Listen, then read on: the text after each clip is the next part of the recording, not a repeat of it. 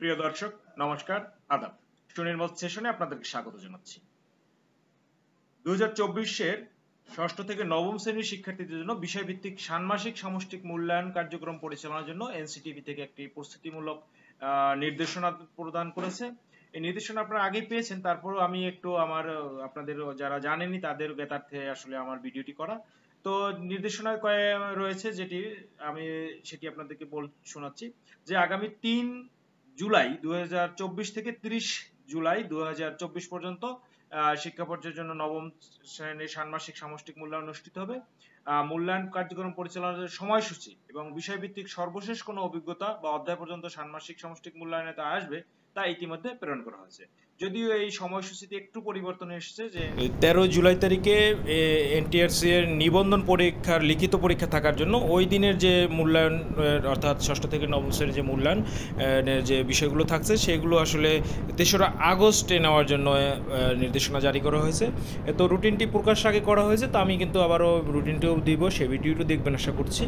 যাই হোক, এরপরে ষান্মাসিক সামষ্টিক মূল্যায়ন কার্যক্রম শুরুর পূর্বে অর্থাৎ 3 তারিখের আগেই সম্পাদিত সকল বিষয়ের শিক্ষণ অভিজ্ঞতার পারদর্শিতার নির্দেশক সমূহ নৈপুণ্য অ্যাপে ইনপুট দিতে হবে।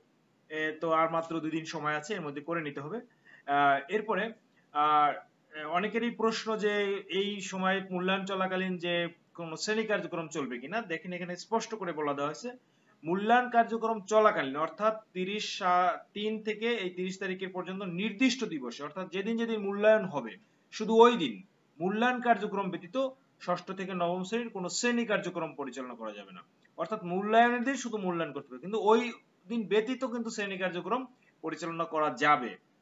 এরপরে রয়েছে যে দিন সূচি দেওয়া হয়েছে সেটাই কিন্তু অনুসরণ করতে হবে, কোনো ক্রমে এর ব্যত্যয় করা যাবে না এবং একাধিক দিনে কোনো কার্যক্রম সম্পন্ন করতে হবে, একদিনের মধ্যে সম্পন্ন করতে হবে।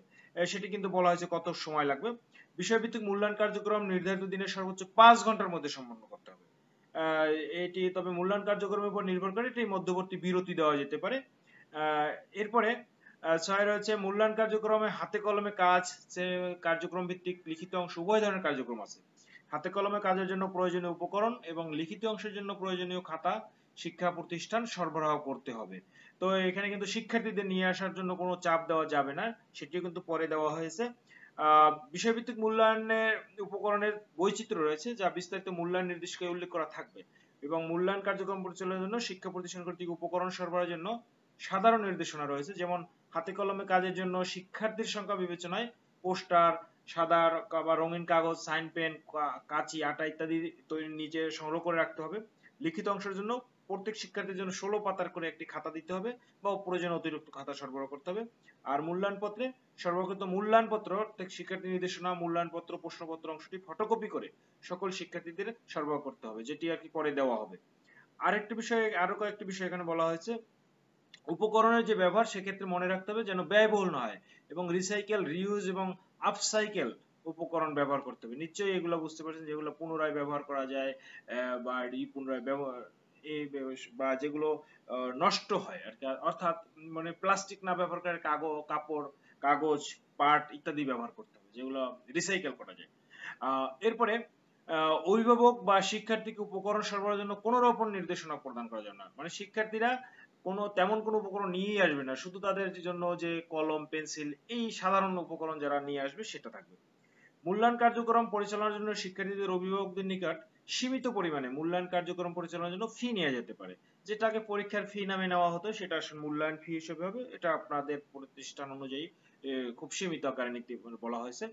এরপরে মূল্যায়ন কার্যক্রম পরিচালনার জন্য মূল্যায়ন নির্দেশনায় মূল্যায়ন কার্যক্রম শুরুর পূর্বের দিনে নৈপুণ্য অ্যাপে প্রতিষ্ঠানের ড্যাশবোর্ডে এবং সংশ্লিষ্ট অধিদপ্তরের ওয়েবসাইটে সেই মূল্যায়ন নির্দেশিকা পাওয়া যাবে এবং বিষয়ভিত্তিক মূল্যায়ন নির্দেশনা মূল্যায়ন কার্যক্রমের সময়সূচি নির্ধারিত দিনের পূর্বের দিন পাওয়া যাবে।